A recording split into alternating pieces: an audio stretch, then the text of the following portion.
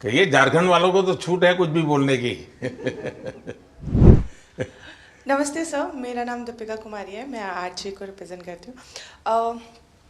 Sir, बहुत खुशी है और कि ये चौथा ओलंपिक है मेरा और मैं बहुत एक्साइटेड हूँ। और यस, काफ़ी एक्सपीरियंस है, तो मैं उस एक्सपीरियंस को चाहूँगी कि उस एक्सपीरियंस को यूज़ करूँ और उसी जोश और उसी कॉन्फिडेंट के साथ रिप्रेजेंट करूँ और अपना 200% दूँ। Thank you sir. अच्छा, आप जो यहाँ नए खिलाड़ी पहली बार जा रहे हैं उनके लिए क्या संदेश देगी, जो पहली बार जा रहे हैं इस टीम में?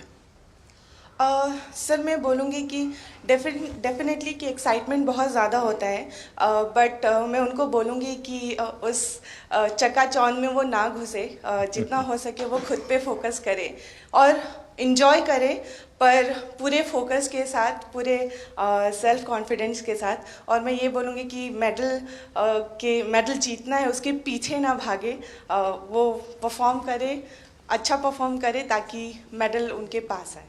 अब 3 बार आप हो आई, पहली बार गई, उसमें कुछ सीखा होगा, कुछ आपने आकर के उसको प्रैक्टिस किया होगा। दूसरी बार गई, कुछ और सीखा होगा। मैं जान सकता हूं कि आपने ऐसा कौन सी चीज़ें नई एडॉप्ट की जिसके कारण आपका कॉन्फिडेंस भी बढ़ा है और आपको लगता है कि आप देश को कुछ दे पाओगे? या ऐसा तो नहीं कि रूटीन जो प्रैक्टिस करती थी वही करते? क्योंकि ज़्यादातर मैंने देखा है, जैसे मैं हूँ, मैं योगा वगैरह करने की आदी हूँ, तो मैं समझ देता हूँ मेरे लिए। लेकिन मैंने देखा है कि जो एक रिदम बन जाती है, जाते ही जिससे शुरू करता हूँ वही से एकदम से शुरू हो जाता है। फिर मैं थोड़ा कॉन्शियस होकर कह रहा हूँ आज ये दो छोड़ो, दो नई चीज़ें करूँ। तो थोड़ा मुझे वैसा हर एक का आदत हो जाती है कि वो अपनी जो पुरानी हैबिट है उसी प्रकार से एक्ट करता रहता है और उसको लगता है मैंने कर लिया। आपकी स्थिति क्या है? सर, जो पुरानी अच्छी आदत है उसको कंटिन्यू करते हैं और जैसे लास्ट टाइम कोई भी मैच से अगर हम हारते हैं तो उससे सीखते हैं और प्रैक्टिस में आके वो गलती ना करें, उसको हम हर दिन रिपीट करते हैं ताकि वो हमारे आदत में उतर आए, जो अच्छी आदत है वो उतर आए, और वही चीज़ हम कंटिन्यू करने की कोशिश करते कभी हैं। कभी बुरी आदत भी तो आदत बन जाती है, शरीर का हिस्सा बन जाती है। सर, होता है ऐसा, बहुत बार होता है कि बुरी आदत लग जाती है, बट हम खुद को बात करते हैं खुद से और रिमाइंड कराते हैं कि ये चीज़ें हमको कैसे कन्वर्ट करनी है अच्छी चीज़ों में। परम आदरणीय प्रधानमंत्री जी, माननीय मंत्रीगण, डॉक्टर पीटी उषा, आज हमारे पेरिस ओलंपिक्स में भाग लेने वाले सारे एथलीट्स आपके साथ वार्ता करने के लिए आए हैं। सर से मार्गदर्शन की अपेक्षा करते हैं। लगभग 98 लोग ऑनलाइन जुड़े हुए हैं सर, क्योंकि उनकी विदेश में ट्रेनिंग चल रही है, देश के दूसरे केंद्रों में ट्रेनिंग चल रही है और आने वाले कुछ दिनों में आप सभी लोग पेरिस के लिए रवाना होंगे। मैं अनुरोध करती हूँ सर से कि कृपया सबको मार्गदर्शन करें, प्रोत्साहन करें। धन्यवाद सर। आप सबका स्वागत है और जो साथी सब ऑनलाइन जुड़े हैं उनका भी स्वागत है। साथियों, मैं आज तो ज़्यादा समय नहीं लेता हूँ आपका, क्योंकि वो आप जाने के मूड में होंगे और जीतने के मूड में होंगे और मैं आपका जीत करके वापस आ होंगे तब स्वागत करने के मूड में हूँ। और इसलिए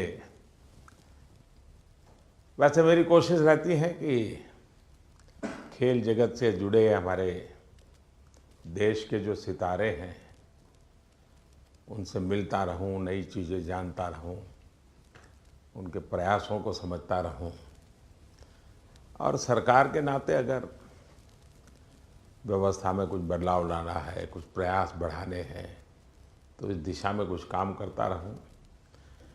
और मेरी कोशिश ये रहती है कि सबसे डायरेक्ट इंटरेक्शन करूं, ताकि फर्स्ट हैंड इन्फॉर्मेशन मिलती है। खेल का एक स्वभाव होता है जी, हर विद्यार्थी का जैसे रहता है,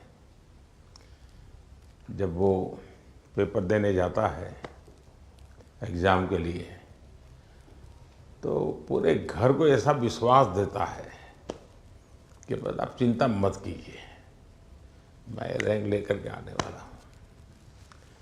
और जब उसको तो पता चल जाता है एग्जामिनेशन में कि क्या हो रहा है, क्या कर पाएगा, ठीक गया नहीं गया, तो निकलते ही शुरू कर देता है। पंखे की आवाज़ बहुत आ रही थी,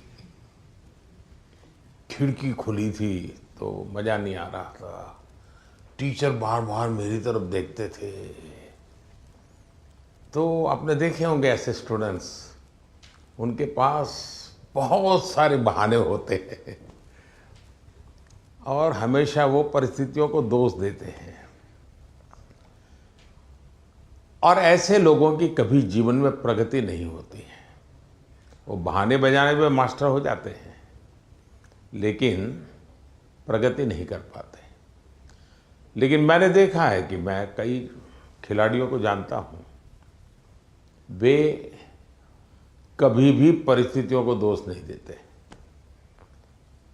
वो हमेशा कहते हैं कि जी मुझे वो टेक्निक मेरे लिए नई थी, वो जो करता था मैंने अंदाज नहीं लगाया कि वो भी एक तरीका हो सकता है। कहने का तात्पर्य है कि दोस्तों, हम खेलने के लिए जा रहे हैं, हम अपना बेस्ट परफॉर्मेंस के लिए जा रहे हैं, लेकिन ओलंपिक सीखने का भी बहुत बड़ा मैदान होता है। अब तो एक तो मैं अपना खेल खेलूं और टेलीफोन करके सबको बताता रहूं, देख क्या जैसा रहा वैसा रहा। दूसरे होते हैं बाकी हर खेल देखने जाते हैं, फलाना देश कैसे खेल रहा है, टिकना देश कैसे खेल रहा है, और वो चीज़ों को पूरी तरह ऑब्जर्व करता है, कोशिश करता है एब्सॉर्ब करने की, और आकर के अपने कोच को भी बताया कि यार भाई मैंने देखा उसने तो बड़ा कमाल कर दिया था लास्ट मोमेंट, अब मुझे भी बताइए वो क्या टेक्निक थी। कभी उस वीडियो को लेकर के 10 बार देखता है कि उसने कैसे उसको पलटा था। तो इन्हें जो सीखने की वृत्ति से काम करता है उसके लिए सीखने के बहुत अवसर होते हैं। जो शिकायत में जीना चाहता है उसके लिए भी अवसरों की कमी नहीं होती है। दुनिया के समृद्ध देश भी उत्तम से उत्तम सुविधाओं के साथ आए हुए लोग भी शायद शिकायत करते हुए नजर आएंगे, और हमारे जैसे देश के लोग जाते हैं, कई कठिनाइयाँ होती हैं, बहुत सी असुविधाएं होती हैं, लेकिन दिल में उसके मन में रहता है मेरा देश, मेरा तिरंगा झंडा, और इसलिए वो कठिनाइयों को, असुविधाओं को बिल्कुल साइड में रखता है, वो अपने मिशन के लिए लग जाता है। और इसलिए साथियों, मुझे पक्का विश्वास है कि इस बार भी खेल के मैदान में आप भारत का नाम रोशन करके आएंगे। जो पहली बार जा रहे हैं, जिनको ओलंपिक में जाने का पहला मौका मिल रहा है, ऐसे कौन कौन है? अच्छा, बेटियों की संख्या ज़्यादा है, पहलवानों की संख्या ज़्यादा है? अच्छा, जो पहली बार जा रहे हैं उनके मन में क्या चल रहा है, मैं ज़रा सुनना चाहूँगा, आप क्या सोच रहे हैं? आप में से कोई भी बताए। हाँ बताइए, आप कुछ कहना चाहती हो ना?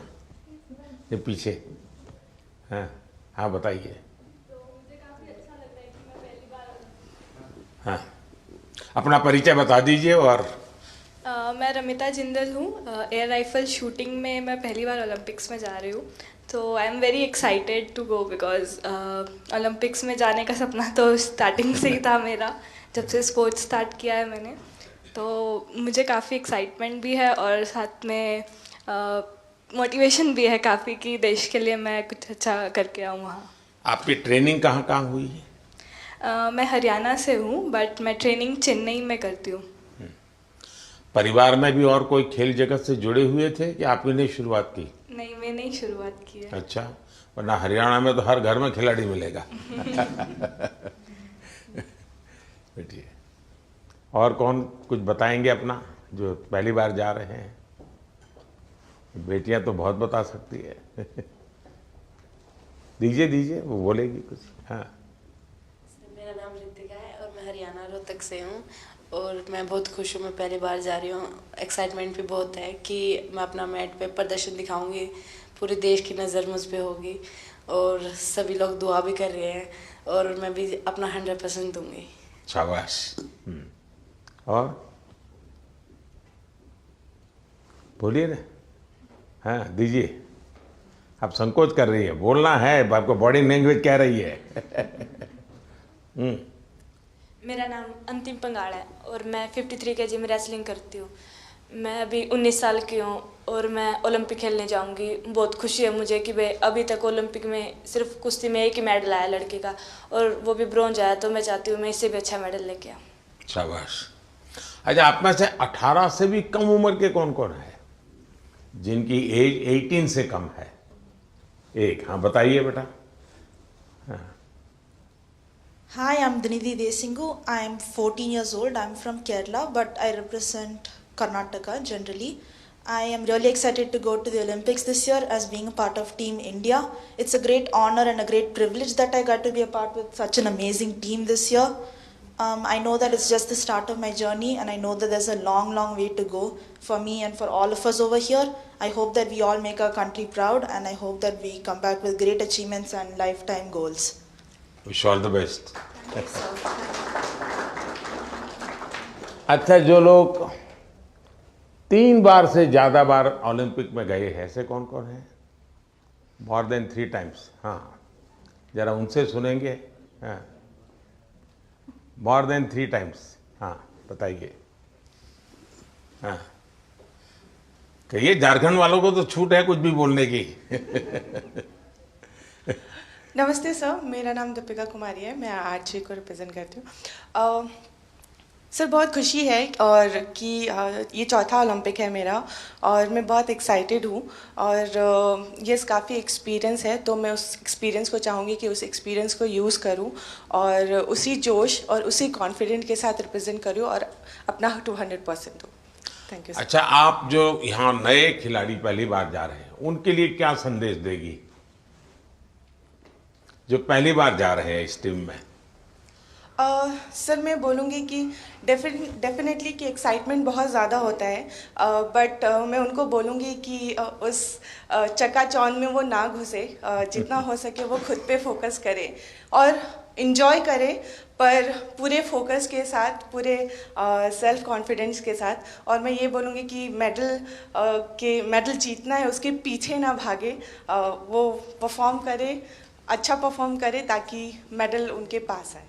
अब 3 बार आप हुआ ही, पहली बार गई, उसमें कुछ सीखा होगा, कुछ आपने आकर के उसको प्रैक्टिस किया होगा। दूसरी बार गई, कुछ और सीखा होगा। मैं जान सकता हूं कि आपने ऐसा कौन सी चीज़ें नई एडॉप्ट की जिसके कारण आपका कॉन्फिडेंस भी बढ़ा है और आपको लगता है कि आप देश को कुछ दे पाओगे? ये ऐसा तो नहीं कि रूटीन जो प्रैक्टिस करती थी वही करते, क्योंकि ज़्यादातर मैंने देखा है, जैसे मैं योगा वगैरह करने की आदी हूँ, तो मैं समझ देता हूँ मेरे लिए।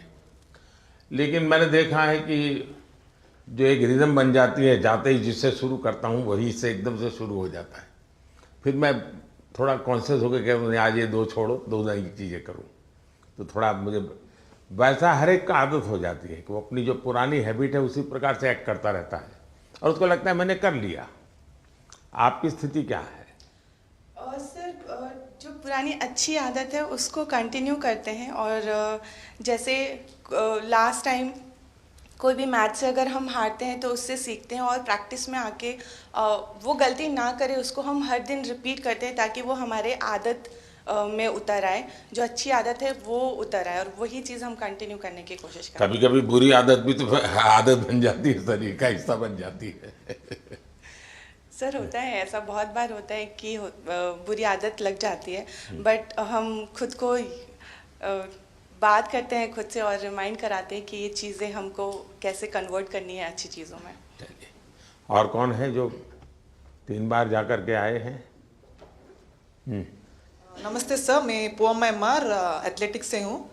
2008 में जब मैं ओलंपिक्स गई थी तो मैं 18 ईयर्स थी, तो मैं रिजर्व में थी सर। देन 2016 में हम लोग टीम में भागे थे, तो 2002 के बाद हम लोग फाइनल में नहीं आया, तो this time we want to create a national record and come into the finals. चलिए, with so confidence. Thank you. Sure.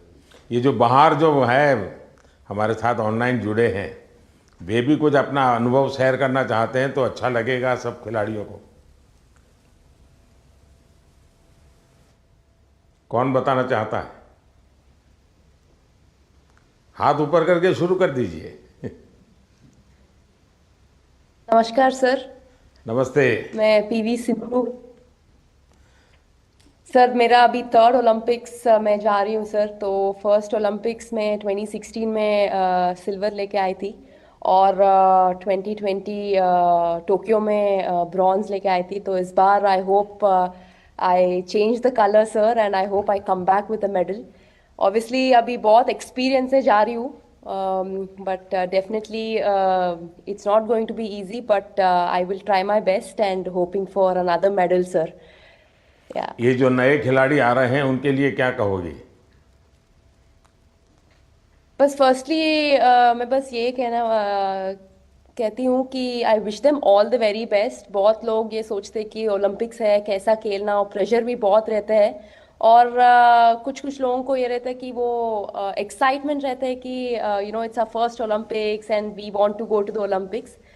But I just want to say that you know it is like any other tournament. It's just that हम focus करना है और we have to have that belief in ourselves that we can do it. And definitely सब लोग hard work कर रहे हैं, तो I wish them that they give their 100%, not think that it is some different tournament and it is going to be hard, but I just want to tell them that it is like any other tournament and I want them to give their 100%. चलिए, बहुत pressure तो शुभकामनाएं। सब लोग सब। Thank you sir, thank you, thank you. और कौन कोई है जो बाहर से बात करना चाहेंगे? नमस्ते सर। नमस्ते मैं जी। प्रियंका गोस्वामी। नमस्ते जी। तुम्हारे बालकृष्ण कहाँ है? सर मेरे पास ही है, यहीं पे स्विट्जरलैंड में। तो इस बार भी बालकृष्ण सर, को मैं लेके सबसे जा रही हो पहले ना? हाँ जी सर, ओलंपिक्स उनका भी दूसरा ओलंपिक्स है। सबसे पहले तो सर आपको बधाई हो कि आप तीसरी बार प्रधानमंत्री बने हैं और हमें सभी खिलाड़ियों को आपसे दोबारा से बात करने का और मिलने का मौका मिला है। Thank you. और सर जैसा कि दूसरा ओलंपिक्स है और मैं 3 महीने से ऑस्ट्रेलिया में ट्रेनिंग कर रही थी सरकार की तरफ से, और अभी स्विट्जरलैंड में ट्रेनिंग कर रही हूँ टॉप्स की तरफ से। तो काफ़ी सपोर्ट मिल रहा है हमें गवर्नमेंट की तरफ से कि हम दूसरे देश में जाके अपनी प्रैक्टिस कर रहे हैं। तो आई होप कि सभी प्लेयर्स ओलंपिक्स में अपना बेस्ट देंगे और अच्छा रिजल्ट देंगे और ज़्यादा से ज़्यादा मेडल जीतेंगे। अच्छा, आपकी एक शिकायत रहती थी कि तुम्हारा खेल ऐसा है कोई देखने वाला नहीं होता है। तो वहाँ प्रैक्टिस कर रही थी तो कोई होता देखने वाला? हाँ सर, विदेशों में तो इस खेल को भी मतलब उतनी अहमियत दी जाती है जितनी कि और खेलों में दी जाती है। तो अपने देश में थोड़ा सा कम था, लेकिन जब से आप भी उसको इनक्रेज कर रहे हो कि सब देखो, इस हर खिलाड़ी के लिए आप बोलते हैं, तो हमारे देश में भी बहुत लोग अभी खेल को देख रहे हैं और काफी बढ़ावा मिल रहा है खिलाड़ी को, और हमें भी सपोर्ट मिलता है कि कोई देखता है हमारा इवेंट कि हाँ सब बैठ के देख रहे हैं, तो हमें भी और मोटिवेशन आता है कि अच्छा करना है। चलिए, बहुत बहुत बधाई आपको। और कौन है वहाँ से कोई बात करना चाहेगा? सर नमस्कार सर। नमस्कार। मैं निखत बोल रही हूँ सर। मैं बॉक्सिंग में 50 कैटेगरी में इंडिया को रिप्रेजेंट करने जा रही हूँ ओलंपिक्स में, और ये मेरा पहला ओलंपिक्स है और मैं बहुत एक्साइटेड हूँ। एट द सेम टाइम मैं अपने आप को फोकस रख रही हूँ क्योंकि पूरे देशवासियों का मेरे ऊपर एक्सपेक्टेशंस है, तो मैं उनकी उम्मीदों पे खड़े उतरना चाहती हूँ और अपने देश का नाम रोशन करके वापस लौटना चाहूँगी। बहुत बहुत शुभकामनाएं। नीरज कुछ कह रहे थे? हाँ नमस्ते नीरज। सर। नमस्ते भैया। कैसे हो सर? मैं वैसा ही हूँ। तेरा चूरमा अभी तक आया नहीं। चूरमा लेके आएंगे सर इस बार। पिछली बार वो दिल्ली में चीनी वाला चूरमा था, आपको हरियाणा का वही तो। देसी घी और गुड़ वाला नहीं, मुझे तेरी बाग के हाथ का चूरमा खाना है। पक्का सर। बताइए। बिल्कुल सर, हम भी अभी बाहर हैं जर्मनी में और ट्रेनिंग बहुत अच्छी चल रही है। इस बार मैं काफ़ी कम कंपटीशन खेल रहा हूँ क्योंकि बीच बीच में मुझे एक इंजरी हो रही है, पर अभी काफ़ी बेटर है। अभी कुछ दिन पहले मैं फिनलैंड में कंपटीशन खेल रहा था और वो काफ़ी अच्छा रहा। और 1 महीना है हमारे पास ओलंपिक्स के लिए और ट्रेनिंग बहुत बढ़िया चल रही है। कोशिश कर रहे हैं कि अपने आप को पूरा फिट करके जाएं पेरिस में और 100% दें सर अपनी कंट्री के लिए, क्योंकि 4 साल में आता है। मैं ये सभी एथलीट्स को ये बोलना चाहूँगा कि 4 साल में मौका मिलता है और अपने अंदर घुस के उस चीज़ को निकालें कि क्या वो चीज़ है जिससे हम अपना बेस्ट दे सकते हैं। क्योंकि मेरा टोक्यो मेरा पहला ओलंपिक्स था और पहले ओलंपिक्स में ही बहुत ही अच्छा रिजल्ट रहा, गोल्ड जीता देश के लिए। और उसका रीज़न मैं मानता हूँ कि यही है कि मन में डर नहीं था, निडर होकर खेला और बहुत ही बिलीव था खुद पे कि ट्रेनिंग बहुत अच्छी हुई है। और मैं सभी एथलीट्स को ये बोलूँगा कि वैसे ही खेलें, किसी से डरने की घबराने की जरूरत नहीं है, क्योंकि वो भी इंसान है। कई बार हमको लगता है कि शायद यूरोपियंस ज़्यादा स्ट्रॉन्ग है या फिर यूएस के एथलीट या दूसरी कंट्रीज के ज़्यादा स्ट्रॉन्ग है, लेकिन वही है कि अगर हम खुद को पहचान लें कि हाँ हम इतनी मेहनत कर रहे हैं, अपने घर बार को छोड़ के इतनी दूर हैं, तो कुछ भी पॉसिबल है जी। चलिए, बहुत बढ़िया टिप दिए हैं सबको। मैं आपका धन्यवाद करता हूं और आपको शुभकामनाएं देता हूं। आपका स्वास्थ्य अच्छा रहे, 1 महीने में कोई नई इंजरी ना हो भाई। बिल्कुल सर, वही कोशिश कर रहे हैं। देखिए साथियों, आपने देखा होगा कि 2-3 बातें बहुत अच्छी निकली, क्योंकि आप जो अनुभवी लोग हैं उनसे जो जानने को मिलता है उसकी एक अहमियत होती है। जैसे आपको बताया गया कि वहाँ के तामझाम में डूब मत जाना, खो मत जाना, ये बहुत सही है जी। अदरवाइज हमारे लिए वो उसी का प्रभाव इतना होता है कि हम शायद अपनी चीज़ को फोकस नहीं कर पाते हैं। दूसरा, परमात्मा ने हमें एक कद दिया है, बाकी खिलाड़ी हमसे बड़े कद वाले होते हैं, लेकिन हम पक्का मान के चले यहाँ कद का खेल नहीं है जी। यहाँ कौशल्य का खेल है, आपकी टैलेंट का खेल है। सामने वाले का शरीर हमसे 2 फीट ऊंचा है, चौड़ा है, इसकी परवाह मत कीजिए। आपको अपने टैलेंट पे भरोसा होना चाहिए। और फिर सामने कितना ही शरीर मोटा हो, बड़ा तगड़ा हो, दिखने में बड़ा शानदार हो, तो वो जीत ही जाएगा, ये मानने का कारण नहीं होता है। तो हमने कोशिश, अपने पास जो कौशल्य है, अपने पास जो टैलेंट है, उस पर ही हमारा फोकस होना चाहिए और वही हमें परिणाम देता है। आपने देखा होगा कि बहुत सारे लोग, बहुत कुछ आता है उनको, लेकिन एग्जामिनेशन के समय गड़बड़ हो जाती है। उनको लगता है यार याद नहीं आता है, फिर सोचता है, कुछ कोरिलेट करता है, और उसका मूल कारण उसका एग्जाम पर ध्यान कम होता है।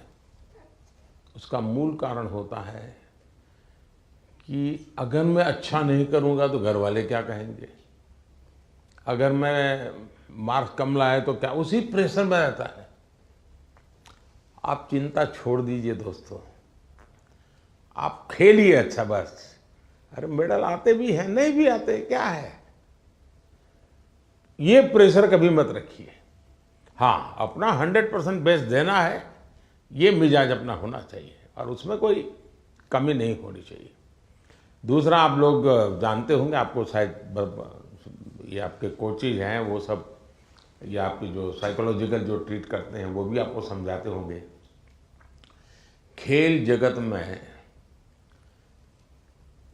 प्रैक्टिस का जितना महत्व है, कंसिस्टेंसी का जितना महत्व है, उतना ही महत्व नींद का है। और कभी कभी तो कल सुबह मैच होने वाला, आज रात को नींद ही नहीं आ रही है, और शायद कोई और चीज हमें जितना नुकसान नहीं करती है, उससे ज्यादा नींद का अभाव नुकसान करती है। और आपको आश्चर्य होगा कि एक ऐसा प्रधानमंत्री है जो हमको सोने के लिए कह रहा है लेकिन मैं आपसे आग्रह से कहूंगा, अच्छी नींद बहुत जरूरी है खेल जगत के लिए, किसी भी जीवन के हर चीज के लिए। और आजकल तो मेडिकल साइंस भी नींद पर बहुत बल दे रहा है कि आपकी नींद कितने समय की है, कितनी साउंड स्लीप है, इसका बड़ा महत्व माना जाता है। और नया मेडिकल साइंस में इन चीज़ों को बड़ा स्वीकार किया जा रहा है। और इसलिए कितना ही एक्साइटमेंट क्यों ना हो जी, आप नींद पक्की करके, वैसे आप लोग मेहनत इतनी करते हैं कि आपको नींद आना बहुत स्वाभाविक होता है, क्योंकि आप गहरी नींद में चले जाए तो इतनी मेहनत करते हैं शरीर से। लेकिन शरीर की मेहनत वाली नींद एक बात है, और सभी चिंताओं से मुक्त सोना ये अलग चीज है। और इसलिए मैं आपसे आग्रह करूंगा कि आप नींद के संबंध में जरा भी कॉम्प्रोमाइज, और थोड़े दिन पहले इसीलिए भेजते हैं कि थोड़ा आप वहाँ पर जेट लैग वगैरह समस्याओं से बच जाए, वहाँ थोड़ा कंफर्ट फील करें, और उसके बाद आप खेल के मैदान में उतरे तो आपको सुविधा रहे, इसलिए एक व्यवस्था सरकार करती है। खिलाड़ियों की सुविधा के लिए इस बार भी कुछ नई नई चीज़ें करने का प्रयास किया है, लेकिन फिर भी मैं कह नहीं सकता हूँ कि हर एक को सब कुछ वहाँ सुविधाजनक होगा ही कि नहीं होगा, लेकिन कोशिश की है। इन दिनों हम वहाँ के जो भारतीय समुदाय है उनको भी जरा एक्टिवेट करते हैं, उनको मोबिलाइज करते हैं, जरा आप भी हमारे खिलाड़ियों के साथ जरा जुड़िए।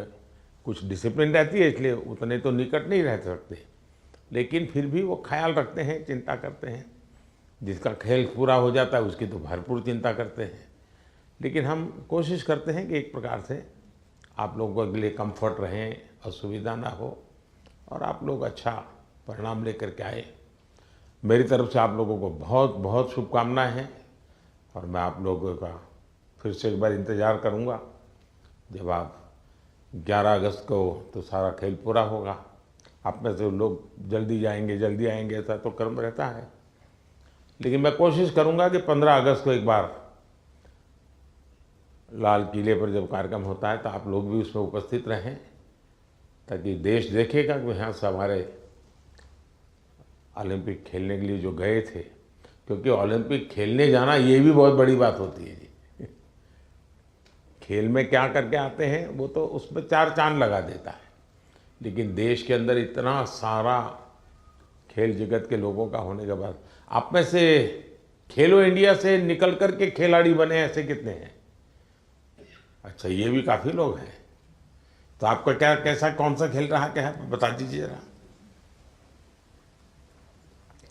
हेलो सर, मैं सिफ्त हूँ और मैं शूटिंग करती हूँ। तो खेलो इंडिया ने मुझे काफ़ी हेल्प की है, क्योंकि दिल्ली में ट्रेनिंग करके और उस टीम में आके जो भी मेरा रिजल्ट आया तो खेलो इंडिया कारण ही आया। चलिए, अच्छी शुरुआत है। हाँ जी। आपका? नमस्ते सर, मेरा नाम मनु भाकर है। मैं शूटिंग में ही अभी दूसरा ओलंपिक मेरी इंडिया को रिप्रेजेंट करूँगी। 2018 में जो फर्स्ट एडिशन था खेलो इंडिया स्कूल गेम्स का, उसमें मैंने नेशनल रिकॉर्ड के साथ गोल्ड मेडल जीता था, और वहीं से उसके बाद मैं टॉप्स के कोर ग्रुप में आ गई थी। और तब से बस ये था कि इंडिया की जर्सी चाहिए और इंडिया के लिए खेलना है। और खेलो इंडिया एक ऐसा प्लेटफॉर्म था जो बहुत सारे लोगों को उसने एक मार्गदर्शन दिया है, और आई थिंक वहाँ से काफ़ी सारे एथलीट्स ऐसे हैं जो आज मैं अपनी टीम में देखती हूँ, मेरे साथ भी खेलते हैं और मेरे से जूनियर भी हैं जो खेलो इंडिया से आए हैं। और उसकी एक बड़ी स्टेप होती है टॉप्स, जो मुझे 2018 से ही उसका सपोर्ट मिला है, और मैं बहुत ही शुक्रगुजार हूँ कि इनकी सपोर्ट की वजह से जो एक खिलाड़ी की छोटी छोटी समस्याएं होती हैं वो उनका हल निकाल देते हैं। तो आई थिंक बहुत मेजर रोल प्ले किया है मेरे लिए तो खेलो इंडिया ने और टॉप्स ने। सो जी सर, जो आज मैं यहाँ हूँ मैं उसके काफ़ी हद तक उसका सहारा रहा है। जी शुक्रिया सर। चलिए, बहुत शुभकामनाएं आपको। और कोई है जो कुछ कहना चाहते हैं, आप अपने हिसाब से कुछ बात बताना चाहते हैं? हाँ, नमस्कार सर, मैं हरमनप्रीत सिंह हूँ हॉकी टीम से। तो सर, लास्ट टाइम जो हमने ओलंपिक में ब्रॉन्ज मेडल जीता था 41 ईयर्स के बाद, तो वो बहुत हमारे लिए प्राउड मोमेंट थी। एंड क्योंकि हॉकी की जो हिस्ट्री है वो बहुत बड़ी रही है, एंड इस बार कोशिश बहुत अच्छी चल रही है। एंड फैसिलिटीज़ की बात करूँ, सब दिख रहे हैं। हाँ जी आपकी टोली। तो फैसिलिटी सर, हम बेंगलोर साई में रहते हैं, तो one of the best facilities हमें मिल रही हैं। जैसे आपने रिकवरी के बारे में बोला, स्लीप के बारे में बोला, और वहाँ पे जो हमारा रिकवरी का है, फूड से लेकर सारा कुछ सर बहुत अच्छा मिल रहा है हमें। और इस बार भी हम पूरी अपनी मेहनत कर रहे हैं एंड टीम हमारी जो है बहुत स्ट्रॉन्ग है, तो उम्मीद करते हैं सर इस बार और बेहतर करें और देश के लिए मेडल लेके आएँ सर। शायद किसी एक खेल पर सबसे ज़्यादा देश का प्रेशर है तो हॉकी पर होता है, क्योंकि देश के सब लोग मानते हैं ये तो हमारा खेल है, हम कैसे पीछे रह गए। सबसे ज़्यादा प्रेशर रहता है हॉकी के खिलाड़ियों पर, क्योंकि देश का हर बच्चा ही मानता है ये तो हमारा खेल है, ये हम कैसे हार सकते हैं। बाकियों में तो कहते हैं हाँ भाई चलो हमारे लोगों ने कोशिश की, प्रयास किया, निकाल रहे हैं। ये हॉकी के विषय में कॉम्प्रोमाइज़ नहीं करते और इसलिए उनको मेहनत भी ज़्यादा करनी पड़ती है। लेकिन मेरी शुभकामनाएं हैं, मुझे आप पक्का करके लाओगे, मुझे पूरा भरोसा है जी। Thank you sir, thank you. चलिए साहब, मैं आपसे यही कहूँगा कि ये देश के लिए कुछ कर गुजरने का एक अवसर होता है। आपने अपनी तपस्या से इस स्थान तक पहुँचे हैं, अब आपके लिए अवसर है देश को कुछ देने का, और देश को देने के लिए खुद का बेस्ट खेल के मैदान में देना पड़ता है। जो खेल के मैदान में खुद का बेस्ट देता है वो देश के लिए गौरव लेकर के आता है। और मुझे पक्का विश्वास है कि हमारे सभी साथी इस बार पुराने सारे रिकॉर्ड तोड़ करके आएंगे। इस बार भारत की कोशिश है कि हम 2036 में ओलंपिक की मेजबानी हमारे देश में करें। उससे भी एक बड़ा माहौल बनता है, तो हमारे दिशा में हम प्रयास कर रहे हैं और हो सकता है शायद अभी तैयारियां इंफ्रास्ट्रक्चर के लिए जो चाहिए उस पर काम काफ़ी चल रहा है। जो भी एक्सपर्ट लोग हैं उस पर काम कर रहे हैं। आप लोग भी अगर खेल के बाद, खेल के पहले तो मैं नहीं कहूँगा, वहाँ व्यवस्थाएं क्या, इस बार फ्रांस में अलग अलग शहरों में ओलंपिक हो रहा है, और एक तो पूरा बहुत दूर एक आइलैंड पे हो रहा है, तो एक अलग प्रकार का ही वहाँ माहौल रहेगा। लेकिन फिर भी वहाँ की व्यवस्थाओं में अगर आपकी रुचि हो, उसको ऑब्जर्व करें, उसको अगर नोट करें, क्योंकि खिलाड़ियों से जो इनपुट मिलता है, तो जब हम 2036 की तैयारी करेंगे तो वो इनपुट बहुत काम आएगा कि भाई वहाँ ये था, वहाँ वो था, वहाँ इस चीज़ की कमी थी, वहाँ उस चीज़ की कमी थी। तो ऐसी चीज़ें भी अगर आप ऑब्जर्व करके आएंगे तो 2036 के लिए हमें जो करना है उसमें हमें बहुत सुविधा मिलेगी। तो मेरी तरफ से आप सबको बहुत बहुत शुभकामनाएं। धन्यवाद।